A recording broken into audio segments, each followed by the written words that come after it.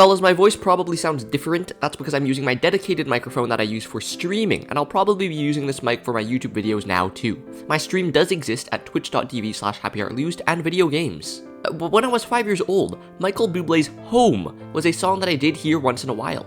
Being of such a young age, I did not have a full grasp on the workings of the world I did live in, so I struggled to understand the lyrics of some songs, this song being one of those. What I did manage to gather was that it was about a guy that wanted to go home. That was made evident in the lyrics, I got to go home, and I want to come home, and let me go home! So I understood that part at least. What I didn't get was why he wanted to go home.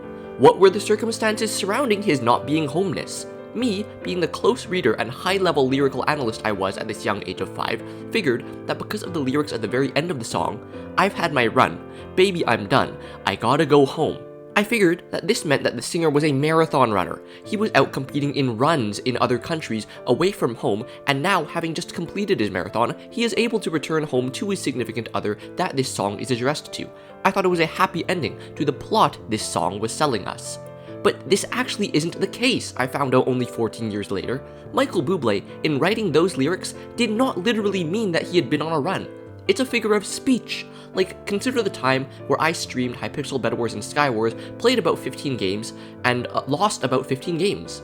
At the end of that gaming session, I told my beloved viewers, well, it was a good run. Like Michael Bublé, I had not literally gone on a run, but it is a figure of speech. That's a way that young children can have misunderstandings, and I have other examples of this. When I was 5 years old in another, different instance of being 5 years old, I first went to kindergarten. I and the other 5-year-olds were introduced to the library, and also to the librarian, who went by the name of Mrs. Librarian, for the sake of confidentiality. I can't remember all the exact details, but Mrs. Librarian was teaching us proper library conduct, and she taught us the method of putting a bookmark in the bookshelf from the location where you take out a book while browsing.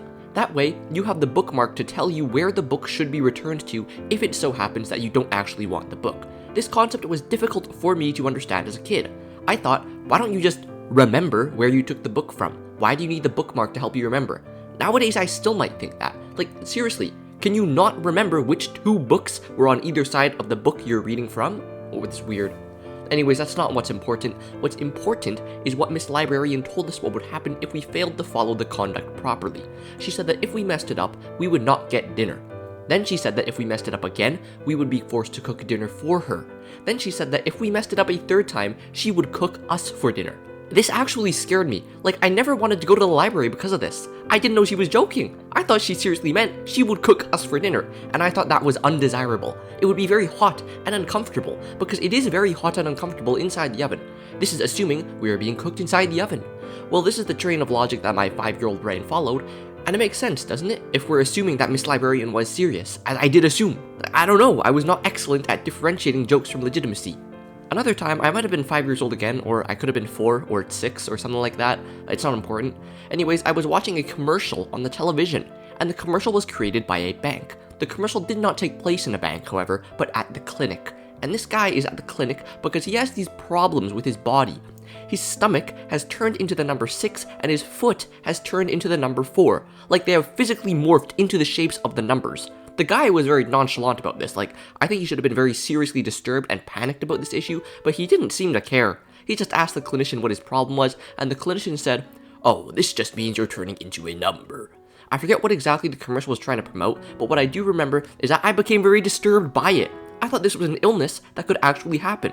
For a young child, me that believed this is terrifying. It bore a strong resemblance to some grotesque Junji Ito-esque body horror. The man's flesh was being twisted and transformed to take on the shapes of numbers. And the commercial seemed to gloss over how unsettling this was. They seemed to think it was a harmless joke. Not me. I was 5, and I knew too much about the evils of the world.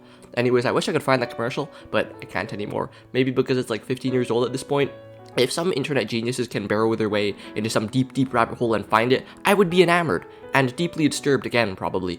So I was thinking about all these cases of my childhood, and I realized, man, children are really gullible and dumb, and they take what they hear at face value very literally and seriously. Maybe it was just me, but I think that speaks to children in general. And that makes it incredibly easy to lie to children. And if you don't ever tell them that the lies are lies, they may go on to believe them for a very long time. That could be a problem. It was a problem for me. For a long time, I was really scared of turning into a number and being cooked in an oven. So you gotta be careful what you tell children maybe. You don't know what their young minds will conjure up or how they will interpret your words. But I'm glad that when we were kids, we were told at least a few truths, like how Santa is real. Well, let's go back to that discussion about disturbing body horror, because I want you to think about this quote by August Browning. "I'll go fix it myself on Monday." Those words have always stuck with me ever since I heard them yesterday. For context, this was said by a Riot Games employee playing the hit single League of Figni developed by Riot Games. He encountered a pretty game-breaking bug while playing, and he was upset by the bug he did encounter. So he said, "I'll go fix it myself on Monday." And that is something very powerful to me. Because think about all the other countless players who have encountered the same bug, but were not Riot employees, nor were they equipped with the coding skills to know how to fix such a bug. August Browning, however, did possess both these unique gifts, and believed himself capable of fixing the bug with his own hands.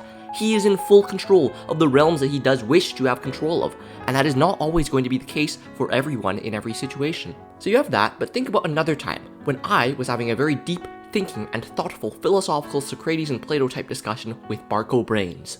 Barco Brains and I were talking about our very talented and skilled artist friend, Fawup. I would plug his artwork here, but I don't know if he would want me to, and I'm too afraid to ask him. But even without seeing his art, please trust me in the truth that Fawup is a very, very skilled artist. And Fawup's artistry inspired me to think about some things and or others and or stuff, which caused me to ask my friend Barco Brains, why would you ever pay for a commission, like an art commission? Why don't you just spend that money instead on art lessons, so one day you may be as skilled as our good friend Fawup, and then you yourself can draw whatever you want drawn, no need to pay for these commissions.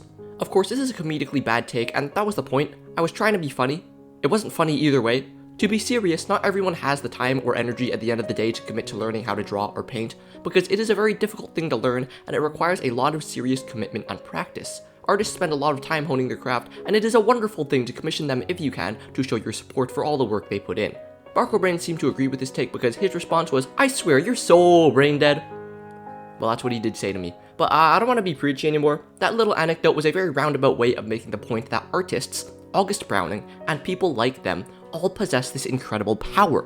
I've explained the powers of August Brownings, but think about the artists. Once they have learned and developed those artwork skills, they can go on to draw or paint or, more generally, create anything they want to see created.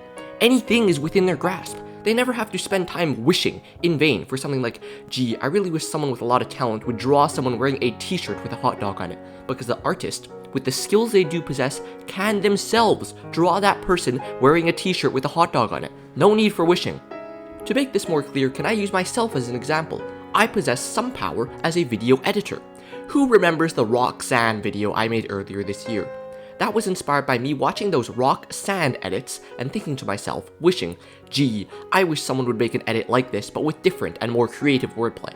I only had that thought very briefly though, because I quickly realized that, hey, I myself can make that edit. It is within my power, this beautiful power of creation. I wished to create this new and improved Roxanne, and so I did create this new and improved Roxanne. So that's crazy to me.